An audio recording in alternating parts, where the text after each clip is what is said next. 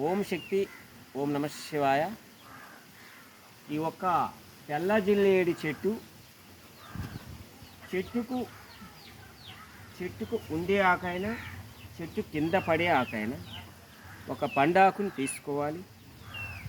మార్చ జబ్బు ఎవరికైతే కాలు చేయ అట్లా తన్నుకోవడం జరుగుతుంది, ముక్కులో నోట్లో సొంగ రావడం జరుగుతుంది. ఈ పండాకుని తీసుకొని ఈ సెంటర్లో ఉండే దీనిని, ఈ నరాన్ని తీసేసి ఈ ఆకు వరకు మెత్తగా దంచి దీంట్లో ఒకే ఒక్క మిరియాలేసి మెత్తగా దంచి 2 ముక్కుల్లో పిండాలి. పిండితే అట్లా ఒక 3 టైం పిండాము అంటే ఎలాంటి మార్ష ఉన్నా పోవడానికి అవకాశాలు ఉన్నాయి. గ్రూప్కి ధన్యవాదాలు. సదాశివం సర్వం బ్రహ్మ.